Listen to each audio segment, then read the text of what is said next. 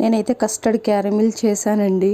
కానీ ఏమైందో మీరు లాస్ట్లో చూద్దు కానీ ఆరాటం ఆగని మా బాబు దాన్ని ఎంత స్పాయిల్ చేశాడో మీకు లాస్ట్లో చూపిస్తాను అన్నమాట. నిజంగా చాలా అంటే టేస్ట్ అయితే బాగానే ఉంది, అంటే ఏమీ చేయలేదండి. టేస్ట్ అయితే సేమ్ టు సేమ్ ప్రాసెస్లో మీరు కూడా చేశారంటే టేస్ట్ కూడా బాగుంటుంది. కానీ మా బాబు చేసిన మిస్టేక్ మాత్రం ఎవరో చేయొద్దు అంతే.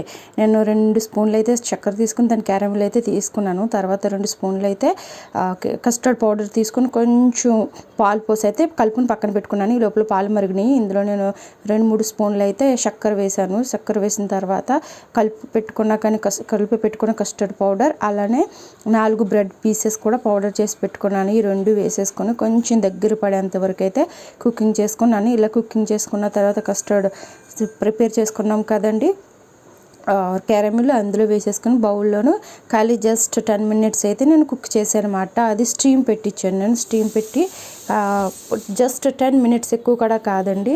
కానీ టేస్ట్ అయితే చాలా బాగుంది. సూపర్ అంటే సూపర్గా ఉంది. ఫస్ట్ టైం చూసాడు కదా మా బాబు ఏం చేశాడు. నేను చల్లగా అవడం కోసం ఫ్రిడ్జ్లో పెట్టాను. వాడు ఎప్పుడు తింటానా అని చెప్పి అయితే నేను అది రివర్స్లో చేయకుండా మా బాబు సగం తీసుకుని తినేసాడు అనమాట.